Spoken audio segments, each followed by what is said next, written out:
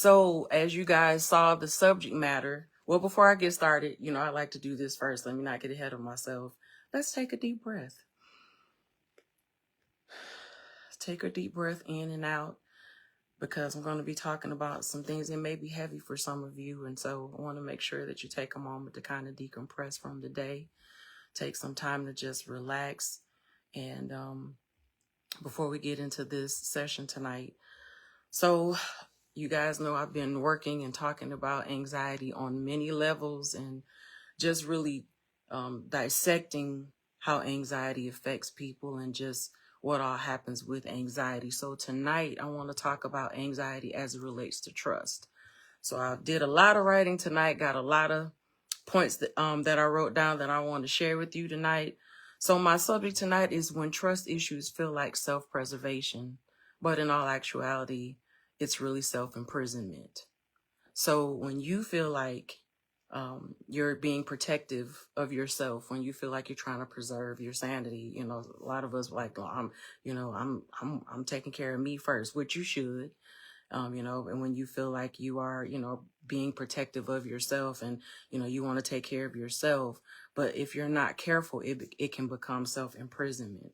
So what does that mean? That means that sometimes the trust issues that you are often dealing with, what you mistake for self-protection and self-preservation or self-taking care of. But in reality, it creates in you a cycle of fear and anxiety that keeps you trapped. So sometimes you can be so caught up in trying to preserve yourself. And most of the time, we are in self-preservation mode because we've been hurt. We've experienced some type of trauma, or we've gone through some type of situation that has caused us to be on guard, to have our walls up, so to speak. And so because of something that you may have experienced in your past, some type of pain, some type of hurt, some type of embarrassment, any type of trauma will cause you to be overprotective the next time around. And so when you find yourself, you will rationalize it in your mind to say, well, I'm just being protective. I'm just taking care of myself. In all actuality,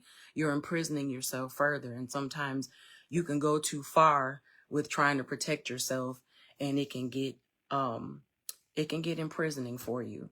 So I want to really discuss how past betrayals can condition you to expect the worst and how you can break free of those. Sometimes when you've experienced those previous traumas and previous hurts, it will cause you to expect the worst all the time whenever anyone new is coming into your life, or when you meet new people, or when you're entering new relationships, and not just personal relationships. It can affect you in business. It can affect you so many other ways, not just affect, but infect you and your life. And so a lot of times we find ourselves conditioning our minds and our hearts and our brains to be hyper vigilant, and to want to go into self-preservation mode. But we have to learn to break free from that. And I'm speaking from experience because I know what it's like to be that way, and that is something I'm still working through as well, learning to trust people again, learning to not think that everyone is suspect, to feel like, you don't want to be bothered with anybody. And you kind of put, like I said, those walls up, and you start to kind of self-isolate. Robin is coming in. J. Emmanuel Obi, thank you for joining me. And as I'm speaking, by all means, throw your comments in the chat. Talk back to me. So my first point is this: fear of being deceived, manipulated, or left behind. How many know what that feels like? The fear of feeling manipulated again, the fear of being lied to again, the fear of being left behind. Maybe someone just, totally dumped you or dissed you, and you just feel like totally lost, and so that will cause you to put up walls the next time. Trust issues often create a sense of constant uncertainty and emotional insecurity. So you become insecure. You become unstable in your ability to trust people, and you find yourself in uncertainty. You constantly second guessing yourself, feeling like, well, I don't know about that person. And always, as we say, the slang today, giving people the side eye all the time, because you you don't trust them, and so, and we tend to judge new people that are coming into our lives based off of what somebody else did. Maybe you had a friend, who betrayed your trust, or told your deepest, darkest secret. And next thing you know, it's out on all the social media streets, or, it's out in your community of other friends or things of that nature. And sometimes it'll cause you, when someone else comes along, not to trust them. What about relationships? If you've been through a bad marriage or a bad breakup, not just marriage, but, maybe you were dating someone that you felt like, you really had a good connection with, and maybe they did something to betray you. When that happens, it will cause you to put a wall up, and it's very difficult to get back into the dating scene again, because, you feel like everybody's crazy, and you're basing all of your encounters, all of your relationships, every future person that you might meet, or any potential friend, you're basing them and you're judging them off of what you experienced before. Hey, Jaylene, Dr. Jeter, thank you for joining me tonight. So it will cause you to be hypervigilant. And in being hypervigilant, in constantly being in protective mode, will exhaust you, literally. And so sometimes when you're dealing with anxiety and you're feeling overwhelmed all the time, could it be that you're exhausted because you don't trust people? And so you're always watching everybody. Are you one of those kind of people, anytime you're in a crowd or you're around people, you always, watching people out the corner of your eye, and, you don't trust nobody. When you're out in the public, you're over, just overly doing everything, doing the most, because you're like constantly, okay, who was that? What are they doing? And you can never relax and enjoy the moment. Have you ever been in a group of people, and everybody's having a great time all around you, and you're sitting there just watching because you don't trust the environment. You don't trust those that are there. And so it causes you to be exhausted. When you're dealing with this kind of anxiety, welcome, Calvin. When you're dealing with this kind of anxiety, it can literally exhaust you mentally, physically, in every kind of way possible. It will literally cause you to be exhausted. So when you're dealing with that, and when you're in this overexhaustion, it's like an anxiety loop, excuse me. When you're dealing with an anxiety loop, you tend to overthink everything. You overthink every decision you make. You overthink every person. You overthink everything, and you're constantly, your brain never shuts off. You're constantly thinking, what should I trust them? Well, I don't know. Why did I do that? I shouldn't have said that. Well, I wonder if they really, for real. I'm not sure about them. And you're constantly going through this whole mental loop over and over.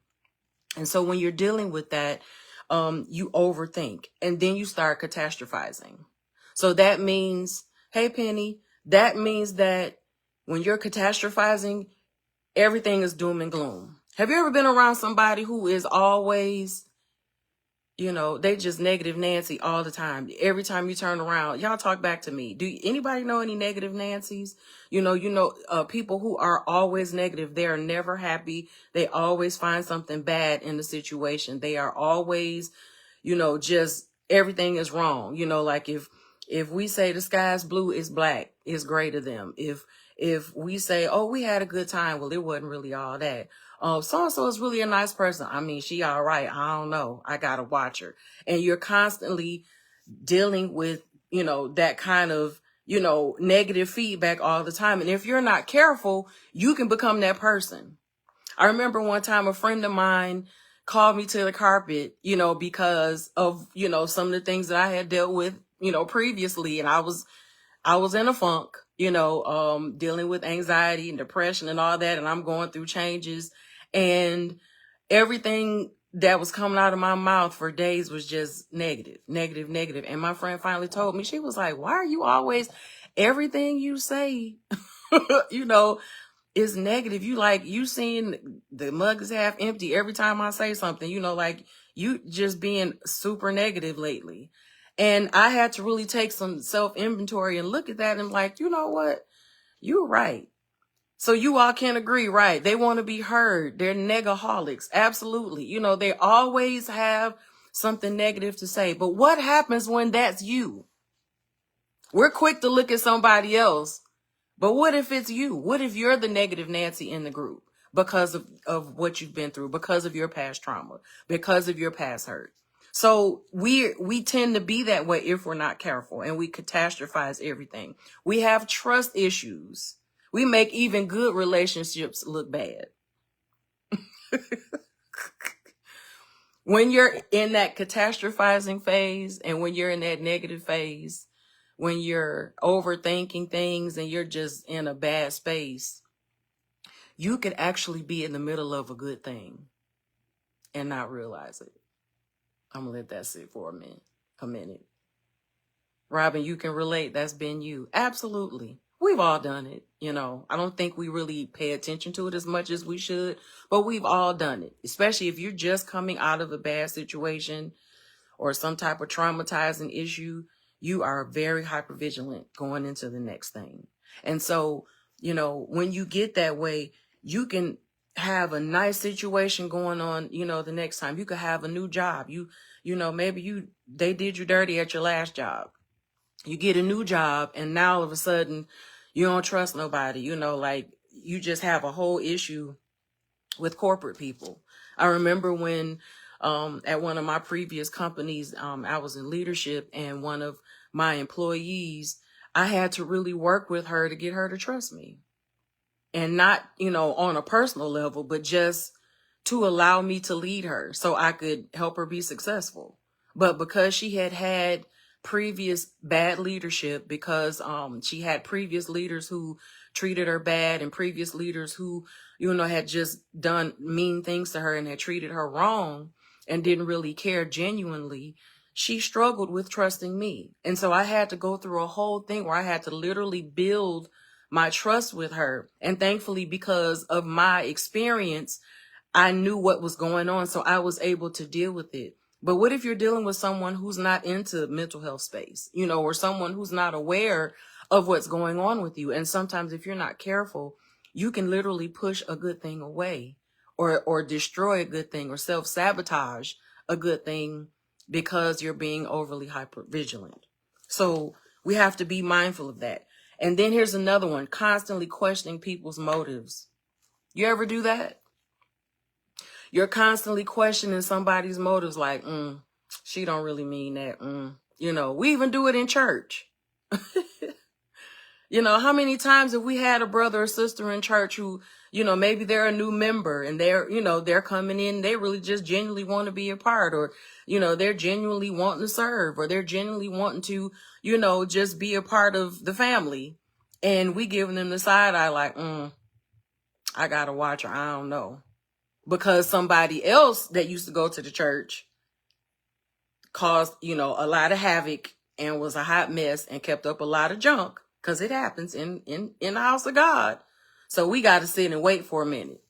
Right, Robin? We be like, wait for the negative to come out. We be sitting there waiting, giving the side eye, waiting to see, yeah, I don't know about her. And if you're not careful, if you're constantly questioning people's motives, if you're constantly looking over your shoulder, if you're constantly giving the side eye, it will drain you emotionally. It will drain your emotional energy.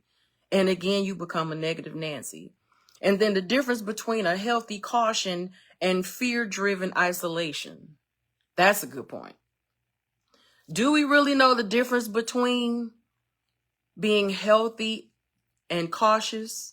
Like a healthy caution, like, okay, well, hey, good to meet you, and giving people the benefit of a doubt until otherwise, as opposed to having that fear-driven isolation where it's like, honey, I don't trust her, so I don't have nothing to say. And the person walk up to you, hey, good morning. Good morning.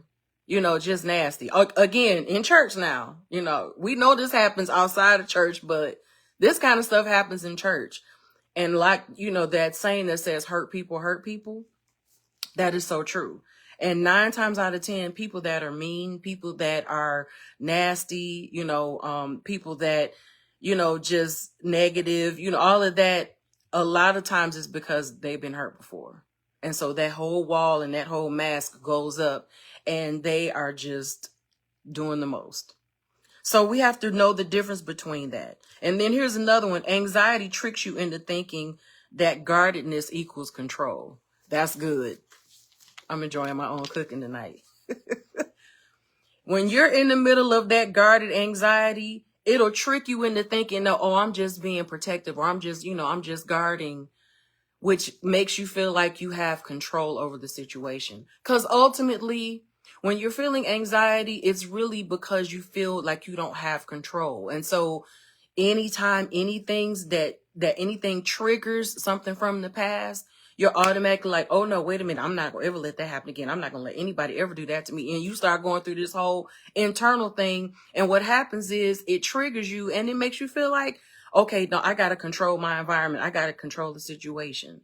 And so we're constantly in that space where we feel like we have to control everything because we don't want to be hurt again. So we have to be mindful of that. Have you ever been so afraid of being hurt that you push someone away? Think about that. And y'all talk back to me on that one. Have you ever been so afraid of being hurt that you pushed away a good thing? Someone was trying to love you. Someone was trying to be your friend. Someone was trying to, be a good coworker to you, or be a good, saint at church, and just trying to get to know you and just genuinely, wanting to conversate or whatever. And before they could even get out the door good, you already then blew them off. You already, are like, oh, no, I don't trust her. Nope. And we do that so often. And so in our minds, it feels like, well, I'm going to keep control of the situation. I'm going to make sure that I don't allow anyone to ever do this to me again. And so you have to be mindful of not allowing that to happen, because if you're not careful, you will live your life pushing people away. You will gain the reputation of being mean. You will be known as Sister So-and-so, oh, she nasty. And, let me pause there for a minute. How those of us that are in the church, Christians, believers, those of us who say we name the name of Christ, how do we allow ourselves to be so self-unaware that we push people away in church, that we don't show the love of Christ, that we become the one who people shun away or stay away from because you're mean? I can't tell you how many times I had young people come to me and say, that mother or that person or sister so-and-so or brother so-and-so, they're mean. They're, they always got something mean to say. I didn't even do nothing. How many times do we judge people based off of stuff we probably used to do too? I just threw that one in there for free. That's not on my notes. How many times do have, as we get older, we forget, what we've been through, what issues we had to deal with, what things we had to work through, because we weren't perfect. But we forget about, even though you've been hurt, or even though you may have gone through some things, because, the older you get, they say the older you get, the wiser you get. But sometimes the older you get, the harder you can get, the harder your heart can become.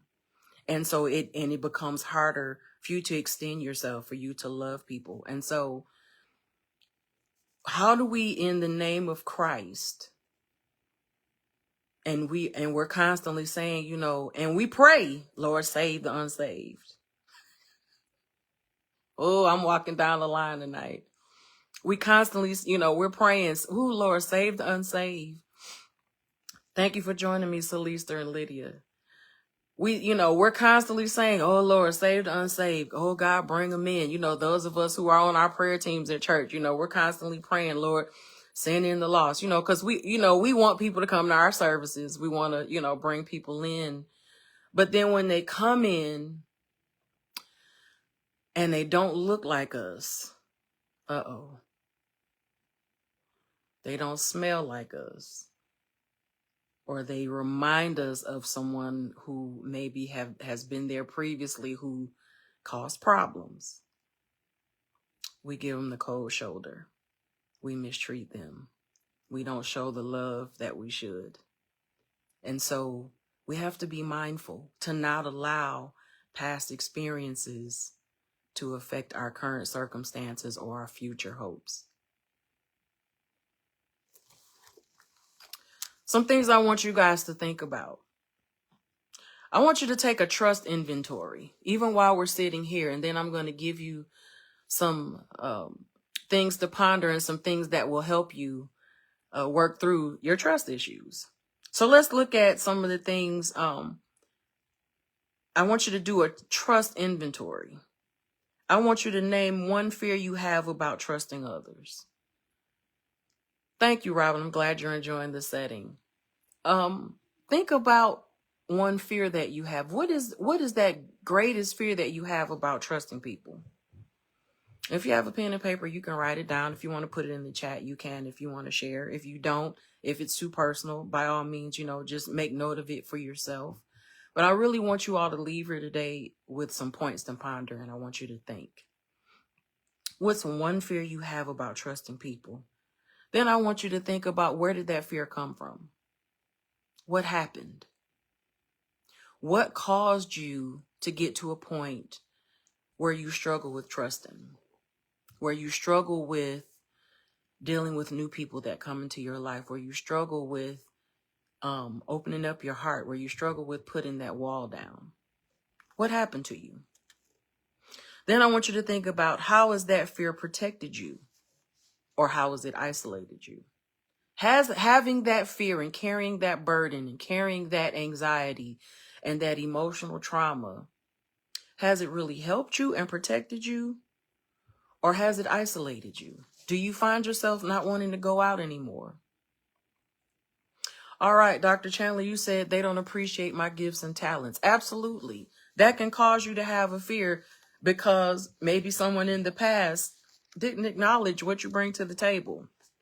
I've been there. I know what it feels like to have all kinds of gifts and talents and want to help. But because people are stuck in tradition. Ooh, I'm talking now.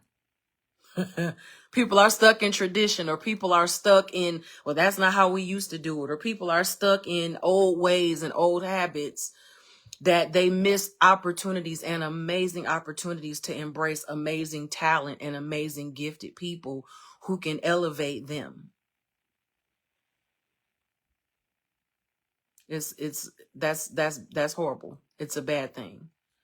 So that can cause you, if you've ever experienced that, if you had, all these ideas and you came to the table with a lot of experience and, and not just, just good ideas, but you got this experience to back it up. You know what you're doing. You know how to make it happen. And you can see where there's a need, but because they're afraid of anything new, or that's not the way they used to do it, or they're stuck in tradition, they shun the very thing that could elevate their game. Anybody else? Robin, you said when people don't appreciate you, you're genuine, the genuine person that you are. Absolutely. When you're genuine and, you come with your heart open, I know for me, I'm the type of person, I'm not good at having different faces. Like anybody that knows me knows I'm just Chantelle straight across the board. I don't know how to fake. I don't know how to, play the game where I'm one way with this group and one way with another. If anything, I may get quiet because I'm observing and I'm mindful of what I say, because I know the weight that I carry in certain crowds. And so I don't ever want anybody to be able to say, well, Chantelle said this. No, ma'am. No, sir. So you have to, of course, be wise. But you being your genuine, loving, happy, happy-go-lucky person. Thank you for joining me, Dr. Dade. Latravius Hutchins, thank you for joining. When you are your genuine self and you're bringing that to the table and people treat you bad. Dr. Paisley says, when men feel like women are not able to do. Absolutely. When you're in a situation, again, dealing with traditions and customs, and this is in corporate, this is in church, especially, in all types of settings, when you're dealing with chauvinism, when you're dealing with men who feel like, women are only allowed to do certain things. And so it causes you to kind of just be inward and, just over, overthink. You get nervous when you get around them, and you start, worrying about what you say and, whatever, because well, I don't want them to think this. Have you ever dumbed down for someone because you weren't received by someone else before? I have.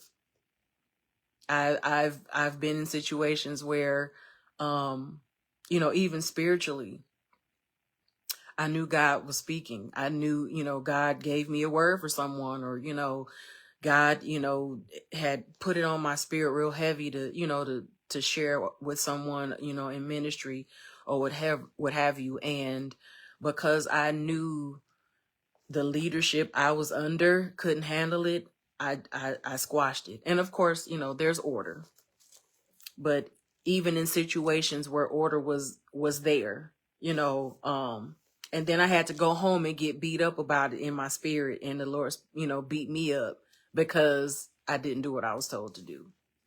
There's been times when I've been up ministering, and certain things that I could have said, maybe I didn't say because I was afraid of what people might think, when the Holy Spirit was pushing and prodding me to say something, but I didn't. And so we dumbed down, there have been times I didn't show all of my ability or things that I could have done in the corporate world because I didn't feel like it would be appreciated, because previously, I was hurt, and my trust got bruised because certain people in leadership didn't accept it, before. And so I just held back a lot where I could have really helped, but, I held back. And we do all that. So those things I want you to kind of just think about.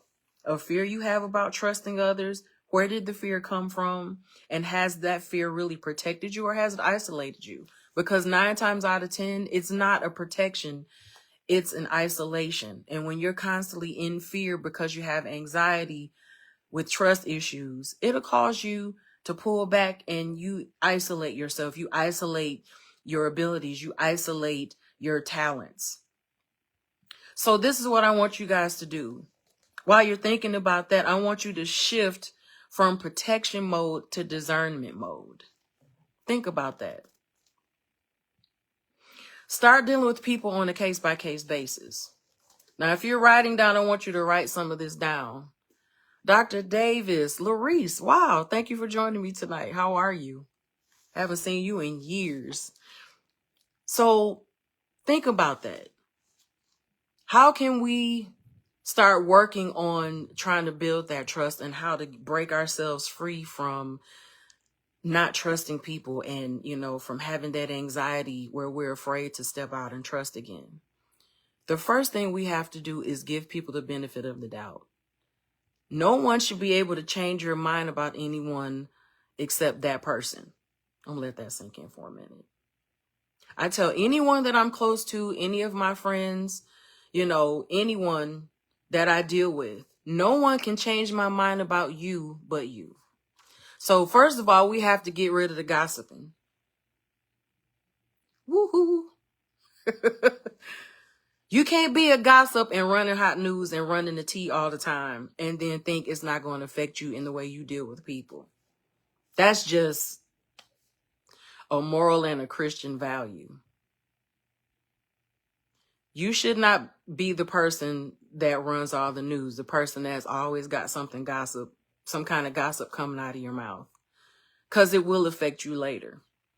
When you meet a person, get to know them for who they are and deal with them on a case-by-case basis. Give people the benefit of the doubt, and of course, watch them until they give you a reason not to trust them. Give them that benefit of the doubt. Turn your protective mode into discernment. And so that's an area that we have to really pray about. You have to ask God, give me discernment. Help me to discern when I meet people. And then sometimes we can be too trusting too fast and tell all our business and just be on 10 when, maybe you should dial it back to 5. So you want to really read the room with the person. Take the time to get to know them and deal with them on a case-by-case basis. I shouldn't be treating Dr. Davis the way I treated Robin because Robin did me wrong. If y'all don't mind me using your names as examples. You know, if me and Robin were friends and Robin did me dirty, then when I meet Dr. Davis, you know, I'm giving her the side eye because, you know, well, so-and-so did the same thing. She's a completely different individual. And it's not fair to that person to treat them a certain way based off of what someone else did. When you're in relationships, when you're starting to date again, if you had a man or a woman who did you dirty in the past and it caused you a whole lot of heartache, when you get to the point that you're ready to open yourself back up for that again, you can't base this new relationship off of what they did to you back then, what that other person did. It's a completely different person. Now, I will say this. Let me throw a caveat in there. If you find yourself dealing with the same kind of man or woman, and this is even in friendships, if you find yourself attracting the same kind of personalities as the one who hurt you or did you dirty or as that toxic relationship, it's not them, it's you. Can I get an amen right there? You need to check your picking skills. You need to check what is it about you that's drawing that type of person. And again, this goes back into discernment. So not only do you need to discern that person per se, but you need to discern yourself. Discern where your heart is. Am I really ready to step out again? You need to discern where you are emotionally and work on that. When you work on that, then you'll know that you're in a good space and a good headspace because you attract what you are. You do know that, right? So if you constantly find yourself in situations where you're constantly being betrayed, you're constantly getting dogged out, you're constantly, dealing with people who, disrespect you and treat you like trash, you need to check yourself. There's something underneath there that needs to be healed and worked on. Because when you're out and about and you're trying to get into new relationships and new experiences and you haven't healed from the previous one, it's not going to work out for you well. Whenever you go out into the world, you have to go out into the world healed and whole. You can't be any good for anyone else if you're broken. So you want to use that discernment to check yourself first to see where am I first emotionally. And then you want to use that discernment in picking new people to bring into your life. When you're picking new friends, what kind of traits do they have? Do they have the same kind of traits as the previous person? Or are you drawing that negative energy based on the kind of person that you are? So you want to be discerning. And you can't go into a new relationship with that all or nothing attitude. So you go into a situation where it's like either you're going to do A, B, C, A through Z, and you're going to check all these marks and all these boxes for me, or I can't deal with you at all. Can we say nobody's perfect? That's right, Dr. Davis. Don't bleed on people who didn't cut you. That's good. I'm going to have to use that in the future. That is very accurate.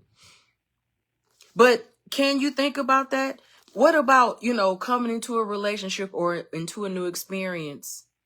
If they don't do A, B, C, D, E, F, G, all the way through Z, and they don't check all the boxes, then I'm not dealing with them. I'm not, nope, because I went through that before. I dealt with that before. I'm not doing it. I'm not dealing with that. And again, so sometimes you sabotage something that could possibly grow and be something positive in your life because you didn't give it a chance because it was an all or nothing attitude.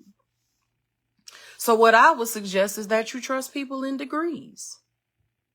Allow people to show their consistency over time. Let someone show you who they are. Give people the benefit of the doubt and let them show you their consistency. Let them show you that they can be consistent, that they can be trusted. Amen. Amen. So let's think about this. This is a good point that I wrote down. Being on alert all the time is exhausting. I mentioned that earlier. So being in that hypervigilant, catastrophic mindset where you just, you don't trust and you're dealing with anxiety, it causes you to be in this vicious cycle.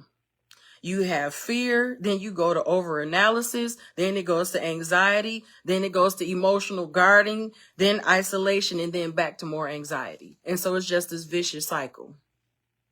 Can anybody relate to what I'm saying? And you find yourself in this cycle of mistrust. You find yourself in this cycle where you isolate and you go into a shell, and you turn in everything is, oh, I'm just Netflixing and chilling tonight. People calling, want you to hang out, people like, hey, why don't you do this? Or people inviting you to events, or people just, want to get to know you and spend time with you. But because you're in this whole protective mode and you're like, I'm not doing it. I'm not, thank you for joining me, Miss Sandra. You're in this whole isolated protective mode. You are going in this vicious cycle. First, it turns into fear. Again, over-analysis, anxiety, emotional guarding, isolating yourself, and then back into anxiety again. And you find yourself in this cycle. But I want you to take time to break the cycle. Y'all put that in the chat. Break the cycle. You got to break the cycle. How do you break the cycle, Chantelle? Here you go. Pause and breathe. Y'all remember that episode? I think it was on the Cosby Show. It was with Debbie Allen and Claire. Debbie Allen, of course, is her sister, Felicia Rashad's sister in real life. But on the episode, I think she was playing a therapist or something. And remember, she was like, relax, relate, release. Relax, relate, release. Y'all remember that? Take that advice. Relax, relate, and release. Breathe. Pause and breathe. When you find yourself going in that cycle, when you find yourself all this anxiety and fear and mistrust, and you going through all these changes internally because something new has come across your path, take time to breathe. Analyze where you are and ask yourself this question. Do I have evidence that this person is being dishonest? What have they shown you? Have they shown you that they're, not to be trusted? Have they done something so bad? Now, I'm not saying little human mistakes, because again, everyone's human and you have to give people the benefit of the doubt. But, have they really done anything that bad to cause you to look at them as being dishonest or someone that you can't trust? So think about that. Thanks for joining me, John. Do you have that evidence? If you don't, then you need to dial it back and give them a chance to prove to you who they are. And it's not a matter of a person shouldn't have to come into your life and work or feel like they got to go through a bunch of hoops. Mr. Frederick, thank you for joining me. A person shouldn't feel like they have to go through a bunch of hoops to get your trust when they've not done anything wrong. You should when I say gain their trust or gain your trust or prove themselves, I'm not saying that they got to go through a bunch of, like you taking them through, a game show where they got to meet all these tasks and do all these things before you can trust them. If I got to trust you, you got to do this. Like you playing Squid Games with people, in order to be your friend. That's not fair. It's not fair. No one should have to go through and suffer and be mistreated or, treated poorly because of what somebody else did. And again, when you do that, you sabotage something that could be absolutely amazing. So then, replaying past betrayals and imagining worst case scenarios, overthinking and catastrophizing again. When you start doing that, every time something happens in this new relationship, and the person may do just a little thing and it may trigger something from your past or a situation that you dealt with, you automatically start going through and replaying past betrayals and imagining worst case scenarios. See, I knew they wasn't right. I knew it. I knew you wasn't all that. You did all that. And they're sitting like that. Well, I just made a little mistake, or what are you talking about? We don't give people the benefit of the doubt. So you have to stop doing that. Take the minute to pause and breathe.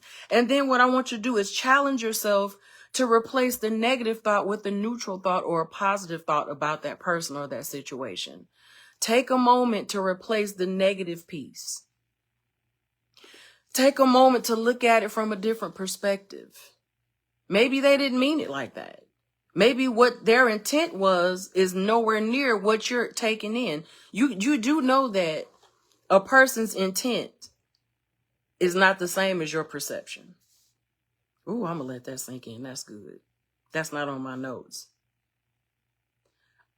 A person's intent in an action is not necessarily your perception. And could it be that your perception is skewed because of past situations? So be mindful of that. Thank you for joining me, Lisa. Then I want you to set healthy boundaries instead of walls. It's okay to have boundaries in relationships and in new experiences. I'm not suggesting that you just go into a new relationship or a new situation with all guns blazing, and you just like, bam, here I am. I'm giving you everything. No, don't do that. That's not wise. You never go into any situation revealing all your cards and putting all your cards on the table. That's just life 101. But you want to get to a place where you replace those negative thoughts and feelings with positive thoughts. And if you can't get to positive, at least get to something neutral. Like, okay, let me come back to center. That's what that means. Like, center yourself back to, okay, well, I know, let me come from that whole, because you done went way left. Come on back to the middle and give them a chance. Or look at the positive side and say, you know what? Maybe they meant A, B, or C. Let me stop, perceiving what I think their intent is. And the biggest thing is, if you're not sure of a person's intent, ask them. And I think the biggest way to get to know people is to have conversation.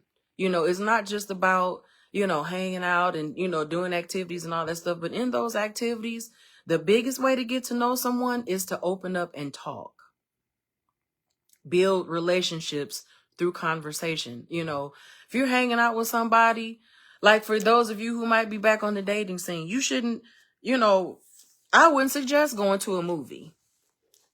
Go have dinners and sit somewhere kind of private where you can have a conversation, where you can look at a person in their eye, where you can have conversation. You can tell, some things about a person. You can discern some things looking at them and talking, and there's something intimate, even with friends, about sharing conversation over a meal.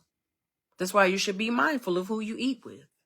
You shouldn't just be out all willy-nilly going to lunch with everybody. Be mindful of, who you eat, when you're sitting down eating a meal. Even same thing goes for picking someone to do your hair. These are intimate things where you're relaxed and your spirit is open. And so when you're in those kind of more intimate settings, you kind of let your guard down, which can be a good thing, but it also can be a bad thing. So you have to take it one step at a time. And if you've been in a traumatized situation, if you've been through some things, then take the time to breathe. Take the time to, reassess.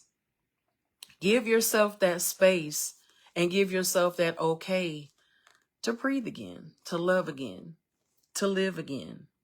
And instead of never trusting again, move forward slowly and observe first. Instead of looking at the glass as being half empty, look at it as half full.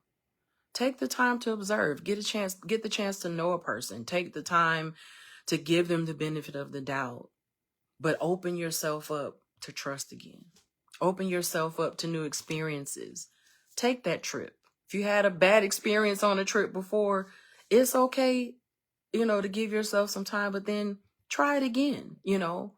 Just because you went on a bad cruise one time doesn't mean that the next time you go on a cruise is going to be horrible. I'm saying that because that happened to me. Like, I went on a cruise, and the only cruise I've ever been to, most of the time when I travel, I fly straight to wherever I'm going. This particular time I went on a cruise, it wasn't bad, but when I'm on vacation, if I'm going to be dealing with kids, I only want to deal with mine. And they're teenagers. They're I got one that's 18 and one that's 15. So, you know, a bunch of little kids running around when I'm trying to relax and stepping over me and all over the buffet food. That's why y'all gonna laugh at me, but I struggle with buffets. I can't, because I get a little germophobic. But anyway, I digress. You know, I went on this cruise and it was like kids everywhere. It was just too much, you know, and I was trying to relax. And I said to myself, I don't know if I want to go on a cruise again.